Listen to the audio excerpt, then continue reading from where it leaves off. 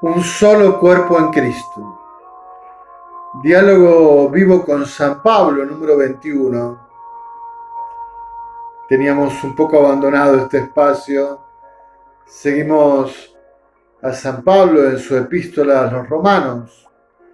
Un solo cuerpo en Cristo. Leemos en Romanos capítulo 12, versículos del 4 al 8. Pues así como nuestro cuerpo en su unidad posee muchos miembros y no desempeñan todos los miembros una misma función, así también nosotros, siendo muchos, no formamos más que un solo cuerpo en Cristo, siendo cada uno por su parte los unos miembros de los otros, pero teniendo dones diferentes, según la gracia que nos ha sido dada. Si es el don de profecía, ejerzámoslo en la medida de nuestra fe. Si es el ministerio, en el ministerio. La enseñanza, enseñando. La exhortación, exhortando. El que da con sencillez, el que preside con solicitud, el que ejerce la misericordia con jovialidad. Romanos 12, del 4 al 8.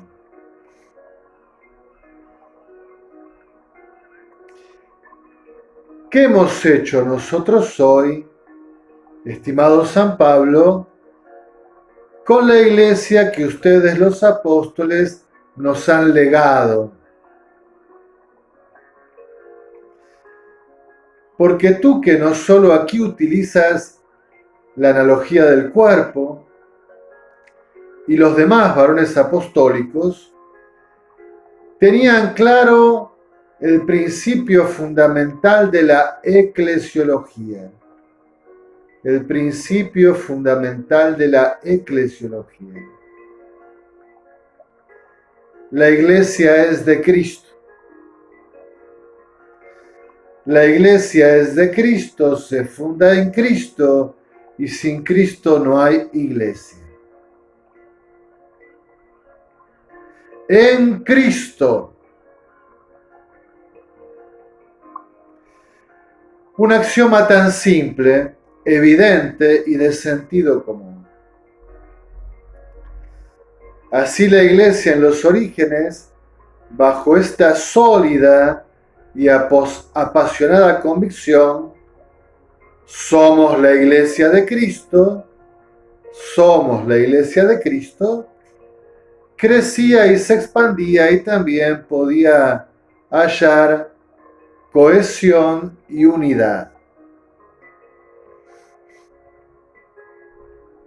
En este pasaje nos lo enseñas y además nos exhortas. El cuerpo es uno. Somos como iglesia un cuerpo en Cristo. Y cada uno de nosotros somos miembros de Cristo por su cuerpo, la iglesia. Esto supone una conciencia doctrinal y vital. Ya no nos pertenecemos a nosotros mismos, pues somos de Cristo. Un pueblo de su propiedad, como canta la liturgia con toda su resonancia bíblica. He aquí el estatus básico de todo cristiano, su vocación y su dignidad. Somos de Cristo, que nos ha llamado, elegido y reunido en su iglesia.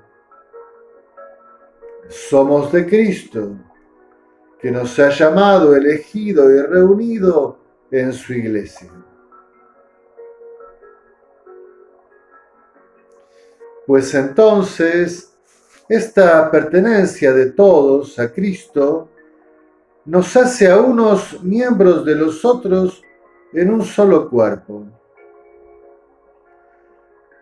no solo es el Señor el cimiento sobre el cual se funda, sino también el vínculo de ligazón. Ya lo expresarás con aquella imagen de Cristo como piedra angular que traba toda la edificación.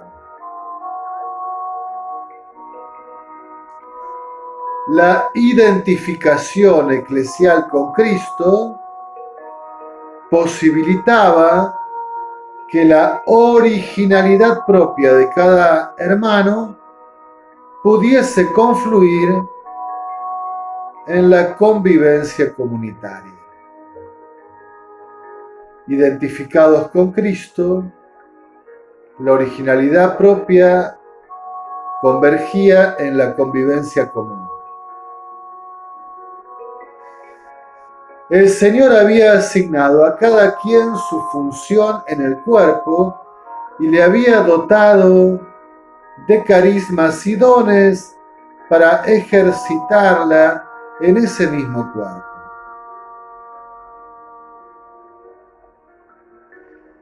Quien profetizaba era llamado a hacerlo en Cristo y según Cristo para sus hermanos, los otros miembros, en favor de un mismo cuerpo.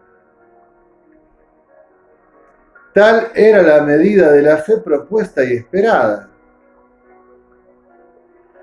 Por tanto, si es el ministerio, en el ministerio, la enseñanza enseñando, la exhortación exhortando, es decir, cada quien en el lugar asignado por Dios y fiel al don concedido.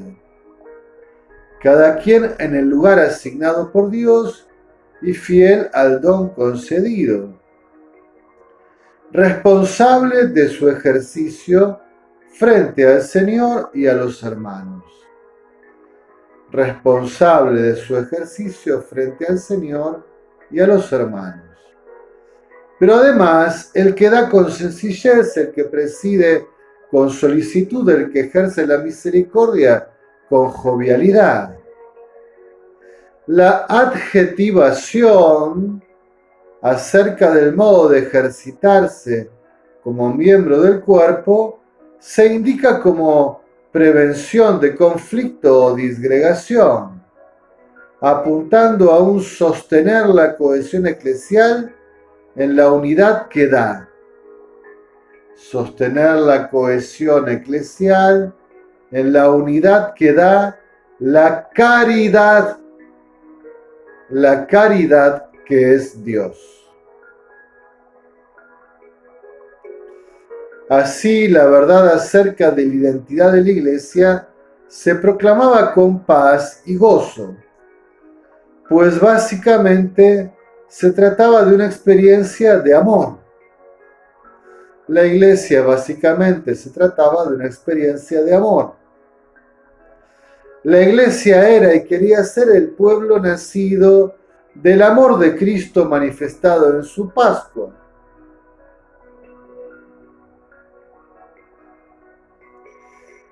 La Iglesia era y quería ser el pueblo nacido del amor de Cristo manifestado en su Pascua.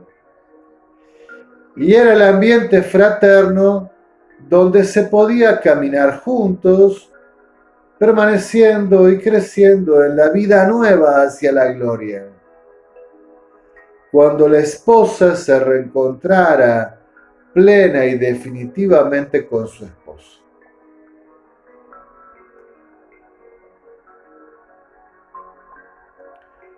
Hoy, no dudo que estas afirmaciones sean teóricamente sostenidas, pero prácticamente se han tornado arduas. ¿Qué nos ha pasado? No estoy apuntando al pecado personal con sus diversas variantes que siempre lastima al cuerpo eclesial, sino una situación cultural muy extendida, pues desde hace tiempo viene llegando hasta nuestros días la modernidad.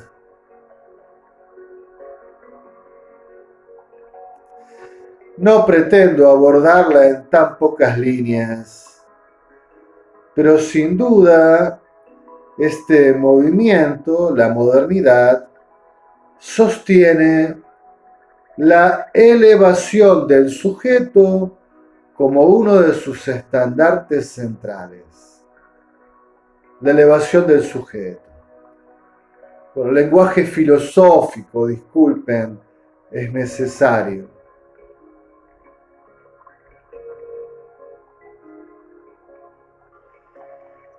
La primacía del individuo y sus derechos ha introducido un serio interrogante en la interacción entre la persona y la comunidad. La primacía del individuo y sus derechos. Esta relación persona-comunidad se ha tornado crispada y conflictiva. ¿Quién prima? ¿Instrumentaliza y limita a quién? ¿La comunidad al individuo o viceversa? Se ha roto la sinergia antigua medieval entre comunidad y persona, y el individuo moderno es alguien que está conflictuado con la comunidad, en tensión polémica, en confrontación.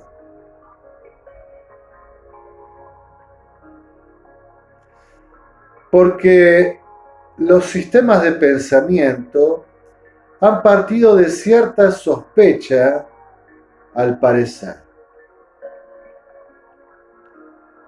En el naturalismo, el individuo bueno es corrompido por el contacto con la sociedad y debe apartarse o mantenerla bajo vigilante distancia.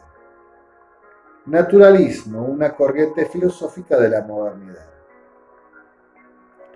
En el idealismo, el individuo alcanza su cumbre paradójicamente en la desindividuación y autoconciencia en el espíritu absoluto, y esto es básicamente Hegel, un libro famoso, La fenomenología del espíritu. El individuo alcanza su plenitud desindividuado y consciente del espíritu absoluto en sí y en la historia. En el idealismo, el individuo alcanza su cumbre paradójicamente en la desindividuación.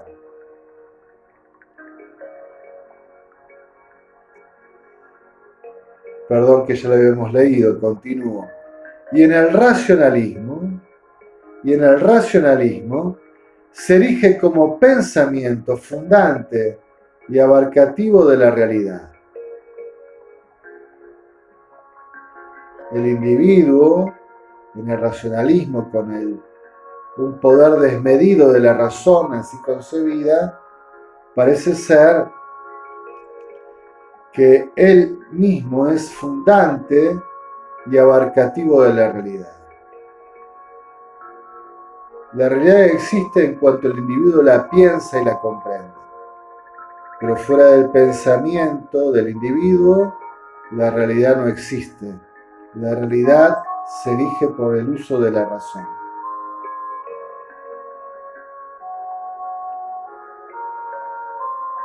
Obviamente hago una síntesis simplista. Son inmensos los pensadores modernos, a veces muy complejos, muy técnicos, con vastas obras. Es una caricatura simplista, pero de uso pedagógico, didáctico. Pero las consecuencias se leen por sus huellas en la historia.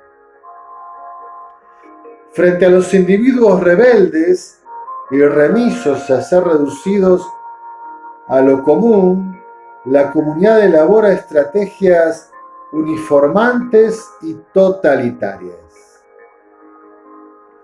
También de la modernidad han venido sistemas colectivistas donde el individuo es constreñido, limitado, casi suprimido. Los individuos, para resistir en su originalidad, derivan en el relativismo y la anarquía. El individualismo, sistemas liberales extremos que hacen que todo sea relativo a cada quien, al más fuerte, al que domina el mercado, o a la simple anarquía de la fragmentación. La fragmentación y el permanente conflicto de intereses parciales son propios de una cultura que no encuentra su fundamento aglutinante. Ese dinamismo que haga converger a todos hacia sí y armonice la convivencia. Es evidente a dónde me dirijo, ¿no? Quitado Cristo y quitada la gracia sobrenatural, la persona se encuentra conflictuada y el individuo no encuentra una sinergia apropiada con la comunidad. Parece que están en competencia, que la comunidad amenaza al individuo y que el individuo amenaza a la comunidad.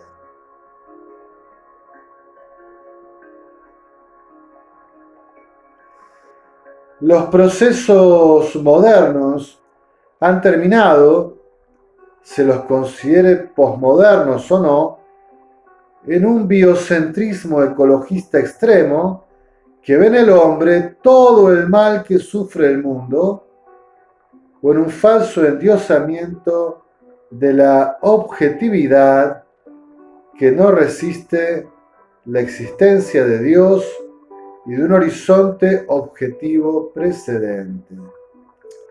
Perdón, un falso endiosamiento de la subjetividad. De la subjetividad. Repito entonces. Ha derivado en un biocentrismo extremo, un ecologismo extremo, que ve en el hombre todo el mal. Toda la vida estaría mejor en el universo sin el hombre, que la daña, la manipula, la desordena, la corrompe, la utiliza. O si no, en un subjetivismo extremo que desconfía de Dios, lo resiste, un horizonte objetivo precedente al individuo. Que no haya Dios, se ha proclamado que Dios ha muerto para que el sujeto pueda ser libre y manejarse a puro arbitrio. Un intento de suplantación ha surgido, el Estado en lugar de Dios y la política en vez de la caridad. El Estado en lugar de Dios y la política en el lugar de la caridad. Me temo que muerto Dios, muerto el hombre. El horizontalismo revolucionario, negando el eje vertical y trascendente, nos ha sumido a todos en la ley de la selva. El hombre, lobo del hombre, que proclamaba Hobbes. Y la supremacía del más fuerte. O en la sumisión a transitar anestesiados en un proyecto globalizado de consentida esclavitud conformista. rediseños totalitarios del colectivismo.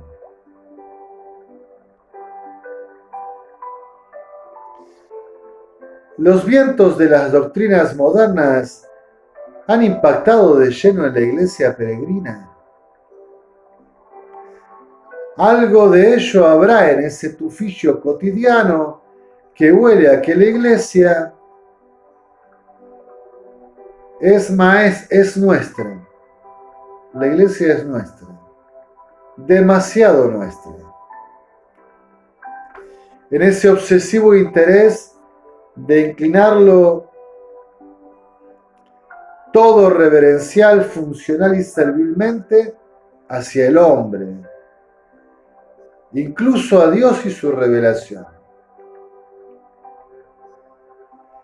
Inclinar todo, incluso Dios y la revelación, al hombre. De hecho, el espíritu de la época y la adaptación a la cultura vigente van erigiéndose como ley y medida para valoración de lo auténticamente eclesial. Se ha vuelto una moda que la iglesia tiene que adecuarse, adaptarse al mundo, que tiene que ser, entre comillas, moderna, actualizada a los tiempos. ¿Y de dónde, si no esta acentuación ideológica en la que se enciende el debate interno entre derechas, izquierdas, conservadores y progresistas? ¿De dónde este afán de democratización que tiene que ser empujado o por una autoridad absolutista, nepotista y poco colegial, o por una relativización doctrinal de los principios contenidos en el mismísimo depósito de la fe? Miren, esto ha pasado y a veces pasa actualmente. Recientemente ha pasado con mucha extensión.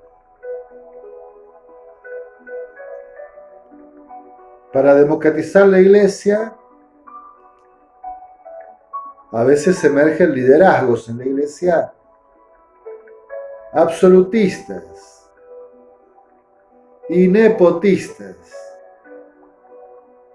que gobiernan todo a su propio arbitrio, su propio capricho, y según el entorno de los que piensan, igual que la autoridad absolutista, los cortesanos de turno. O si no, para poder democratizar la iglesia, lo que hay que eliminar es lo que es inmutable.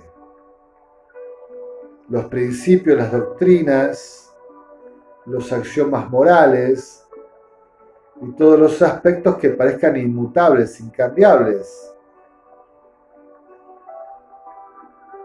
traicionando así un poco, bastante, la revelación de Dios.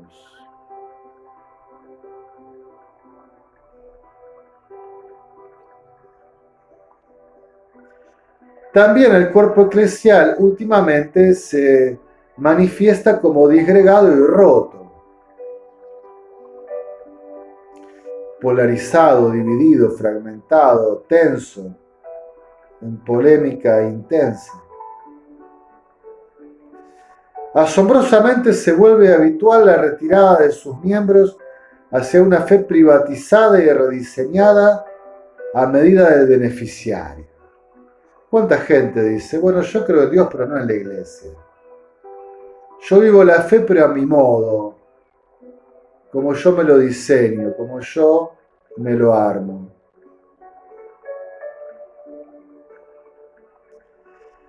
Como las estrategias de comunicación que, instrumentalizando la participación de todos, terminan asegurando que toda la vida eclesial quede en las manos de cada vez más pocos encumbrados. Lamentablemente, cuántas veces últimamente en la iglesia un montón de reuniones con apariencia de diálogo, de participación, encuentran que la conclusión de todo el proceso en realidad ya estaba diseñada desde el comienzo. uno desde el comienzo ya sabía cómo iba a terminar el proceso. Porque claro, había bastante sospecha de manipulación de los procesos. Quizás también hayamos sido tentados por un fraternalismo horizontal y relativista. Espero no haber sido inoportuno con mi digresión, pero al dialogar con San Pablo y su analogía de la Iglesia como cuerpo de Cristo, no he podido sino querer religar a los suyos, a los cristianos, con su único Señor, Cristo. No debemos convertirnos y volver a Cristo. Solo en Él podremos reconocernos verdaderamente hermanos. Y la originalidad de nuestras personas, con sus múltiples dones y carismas, converger en la unidad de un solo cuerpo. No hay cohesión gozosa posible que nos surja de la Pascua y de Pentecostés. Al debilitar el teocentrismo eclesial, suplantándolo por un antropocentrismo moderno, lo que dejamos fuera de la Iglesia es nada más y nada menos que el amor. La gracia de Dios, la dimensión sobrenatural, sustituyéndola por procedimientos puramente humanos.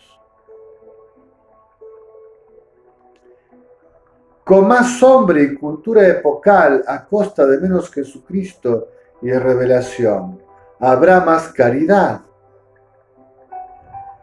Me temo que una iglesia así se volvería inhospitalaria y caminaría como envuelta entre tristes sombras y angustiosas tensiones.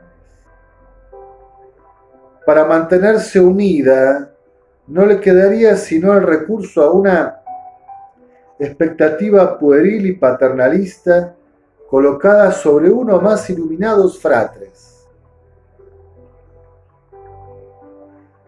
Delegaría la cohesión en algunos líderes o sectores de liderazgo humanos y en su habilidad para hacer política eclesial. Sería la involución y el descenso de la Iglesia a una organización meramente mundanal. En alabanza y gloria de la Santísima Trinidad.